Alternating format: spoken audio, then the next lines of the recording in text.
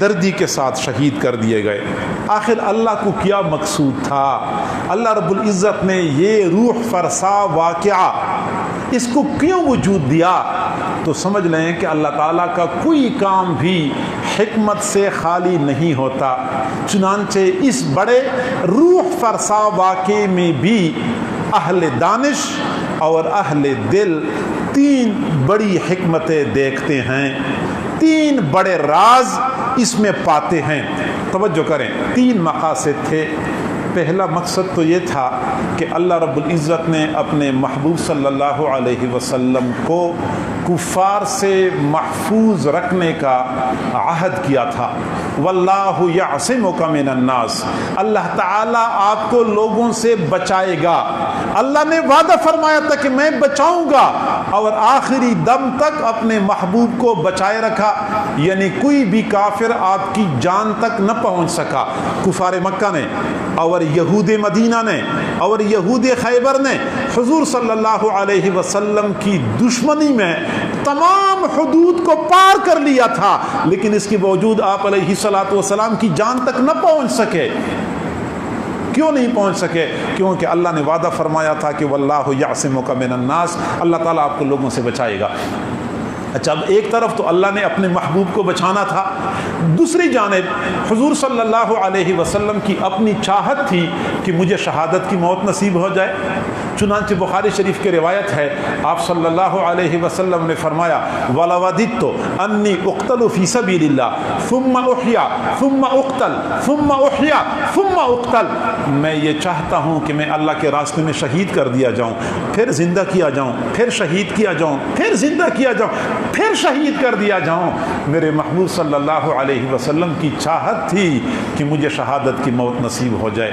اب سنیے، ایک طرف تو محبوب کی چاہت تھی کہ شہادت کی موت نصیب ہو، دوسری جانب اللہ نے وعدہ فرمایا تھا کہ آپ کو میں نے لوگوں سے بچانا تھا، اور تیسری جانب اللہ نے اپنے محبوب کی چاہت کو بھی پورا کرنا تھا، محبوب کی جھولی میں شہادت کا اعزاز بھی ڈالنا تھا۔ اب اللہ تعالیٰ اپنے فیصلوں میں کس قدر حکیم ہے، ہم اندازہ لگائیں کہ اللہ نے اپنے محبوب کی جھولی میں شہادت کا اعزاز ڈالنا تھا، لیکن براہ راست محبوب کا شہید ہونا ممکن نہیں تھا، اس لیے اللہ رب العزت نے اپنے محبوب صلی اللہ علیہ وسلم کو بالواسطہ طور پہ شہادت کا اعزاز عطا فرمایا۔ ڈائریکٹلی نہیں، انڈائریکٹلی اللہ تعالیٰ نے اپنے محبوب کی جھولی میں شہادت کا اعزاز ڈال دیا۔ دنیا کا دستور ہے کہ اولاد کے کارنامے آبا و اجداد کے کھاتے میں ڈالے جاتے ہیں۔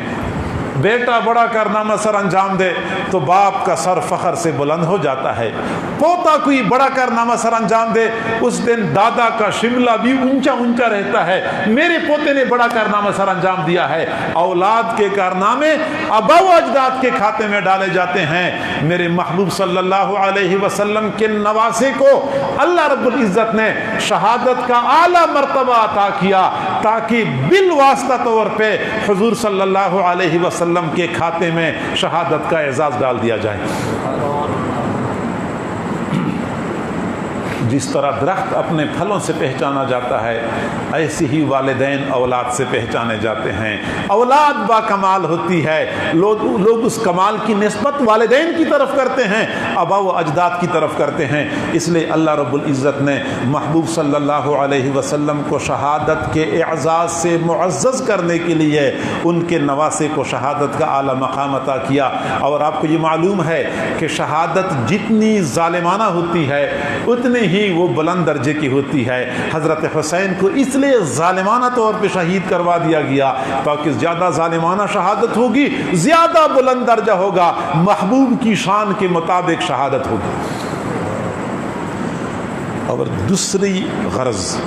دوسرا مقصد اللہ رب العزت کا یہ تھا کہ اللہ تعالیٰ نے دنیا والوں کو بتانا تھا کہ حضرت حسین کا مقام اور مرتبہ بہت زیادہ ہے، تم اس کا تصور نہیں کر سکتے، لیکن میرے دین کی قدر و قیمت کچھ اور ہے۔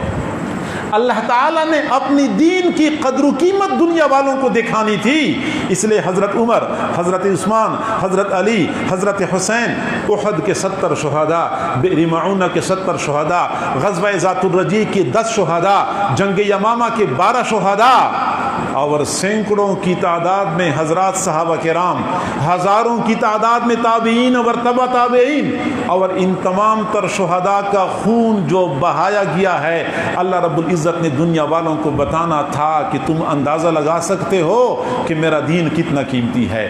میرا وہ دین جو آج تمہارے درمیان قسم پرسی کی حالت میں موجود ہے، وہی دین ہی تو ہے جس کی خاطر حضرت عمر فاروق کا خون بہایا گیا، حضرت عثمان کا خون بہایا گیا، حضرت علی اور حسنین کا، حضرت حسن کا، حضرت حسین کا خون بہایا گیا۔